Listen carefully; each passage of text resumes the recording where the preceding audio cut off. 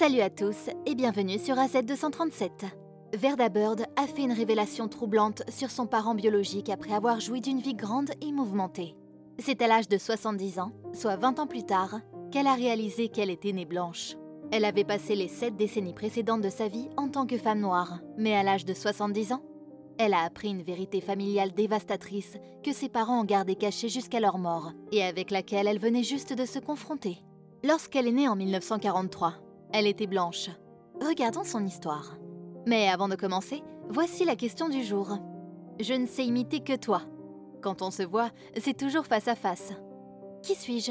Donnez-nous votre réponse dans les commentaires. La réponse exacte vous sera donnée à la fin de la vidéo. N'hésitez pas à liker la vidéo pour nous encourager. Et si vous êtes nouveau sur la chaîne, abonnez-vous et activez la cloche de notification pour ne manquer aucune de nos prochaines vidéos. Verda Bird affirme qu'elle vient de découvrir la vérité sur sa naissance en 2013 après avoir fait une recherche d'informations sur ses parents biologiques. Selon ABC News, elle a décrit l'expérience comme bouleversante. La vérité est que vous ne pouvez pas simplement effacer 70 ans de votre vie et accepter ce que les papiers disent sur le champ. C'est comme si vous aviez vieilli de 70 ans et étiez devenue une toute nouvelle personne en un clin d'œil. Certains ont comparé sa situation à celle de Rachel Dolezal.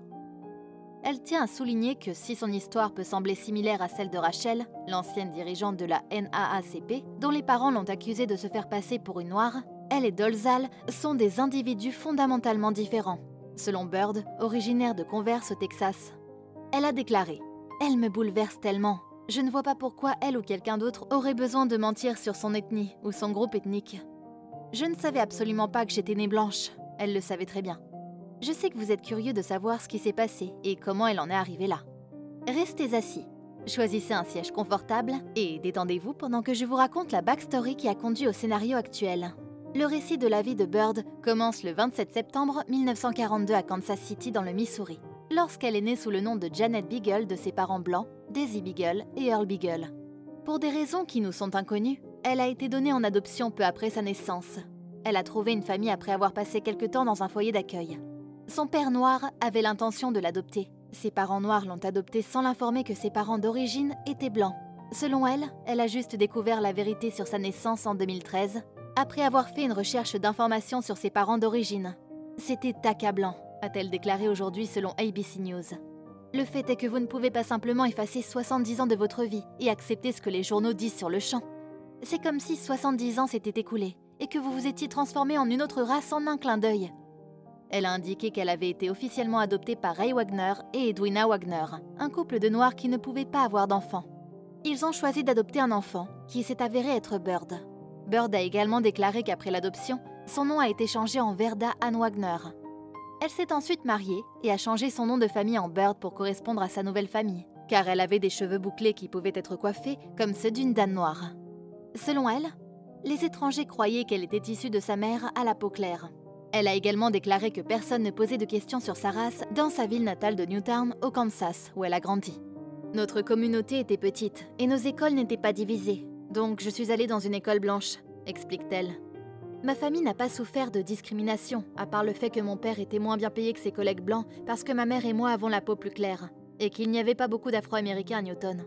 La ville de Newton, en revanche, était considérablement différente de celle de la ville ségrégationniste voisine de Tokpa, où Bird et sa famille allaient parfois à l'église. Elle affirme « J'étais amie avec Linda Brown, qui était la fille du pasteur de l'église Ham avec laquelle je participais aux conférences du groupe de jeunes. C'était une amitié merveilleuse. La ségrégation scolaire a été déclarée illégale par la Cour suprême dans l'affaire historique Brown contre Board of Education of Tokpa, à laquelle Brown a participé. J'ai vécu l'expérience noire. Et elle a fait bien plus encore lorsqu'à l'âge de 21 ans, elle a déménagé à Saint Paul dans le Minnesota pour travailler dans une communauté noire où vivaient sa tante et son oncle. À ce moment-là, elle a commencé à sortir avec des hommes afro-américains, à fréquenter des églises afro-américaines et à participer à des groupes sociaux afro-américains dans les cours de l'église. Elle a déclaré « J'ai appris les marches pour les droits civiques, ainsi que l'histoire noire de notre pays et d'autres sujets de ce type. Je connaissais l'identité de Martin Luther King Jr. et les causes qu'il défendait. Je connaissais Emmett Till, Malcolm X, le Ku Klux Klan et d'autres personnalités. C'était la période dans laquelle je suis née et j'ai grandi. Après un certain temps, elle a épousé un homme noir dans l'armée de l'air et elle voyageait régulièrement avec lui en fonction de son affectation. Son mari et elle sont mariés depuis plus de 36 ans et ont un enfant ensemble. En effet, elle se souvient. Même lorsque ma mère est décédée il y a 30 ans, lorsque j'ai découvert le document d'adoption avec mon nom de naissance, elle et sa famille étaient sur la route et voyageaient dans des endroits comme Paris, Tokyo, l'Allemagne et d'autres destinations. À l'époque, je n'ai pas pensé à ma naissance, à mon adoption ou à ma race, en raison de leur retraite et de leur déménagement à Converse au Texas, une banlieue de San Antonio. Bird est retombée sur ces documents en 2013. Après cela, elle est devenue curieuse de connaître son passé, ses parents biologiques et ses origines. Elle avait toujours su que quelque chose était différent chez elle. Cela lui a peut-être apporté le soulagement dont elle avait besoin. Elle raconte. Je me suis dit, maintenant j'ai la tranquillité d'esprit de découvrir qui est vraiment cette Janet Beagle. Malgré le soulagement qu'elle a ressenti, elle voulait en savoir plus sur elle. Elle a donc fait ce que n'importe qui ferait pour obtenir les informations qu'elle recherchait. Elle a poursuivi en disant qu'elle avait engagé un chercheur pour l'aider à retrouver ses ancêtres biologiques, ainsi que ses documents d'adoption. Après un certain temps, le chercheur est arrivé avec le document qu'elle attendait depuis longtemps. Elle a déclaré qu'elle avait dû les lire et les relire pendant 2 ou 3 jours. Elle a également découvert qu'elle avait 11 frères et sœurs biologiques, dont 4 seulement étaient encore en vie au moment de sa découverte, car l'expérience avait été traumatisante.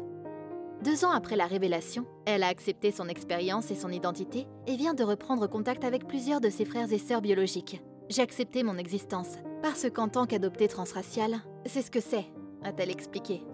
Verda et Wagner Bird est toujours mon personnage le plus confortable. Si je meurs et que je suis enterrée 6 pieds sous terre, le mot race ne sera pas gravé sur ma pierre tombale. J'ai la chance d'avoir 2 mères et 2 pères, a-t-elle déclaré.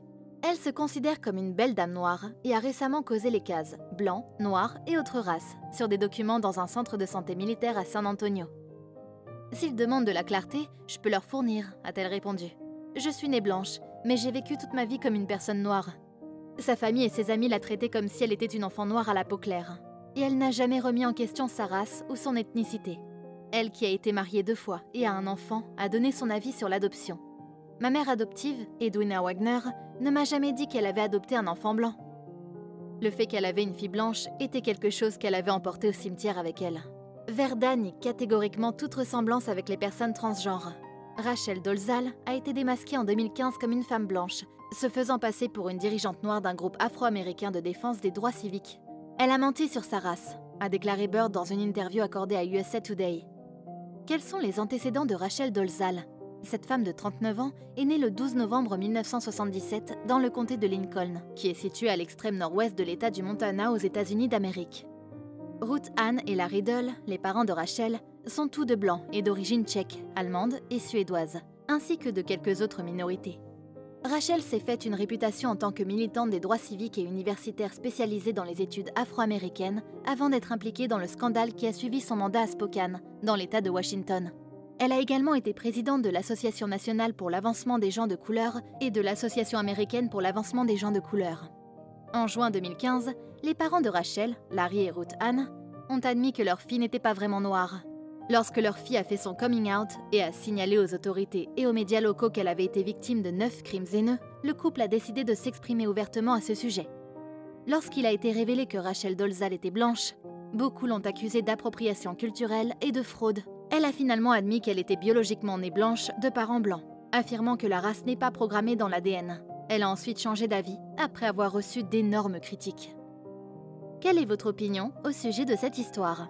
Dites-le nous dans les commentaires. Et maintenant, la réponse à la question du jour. Ton reflet.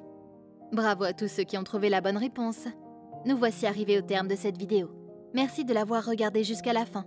Surtout, n'oubliez pas de la liker et la partager autour de vous. À très bientôt sur AZ237.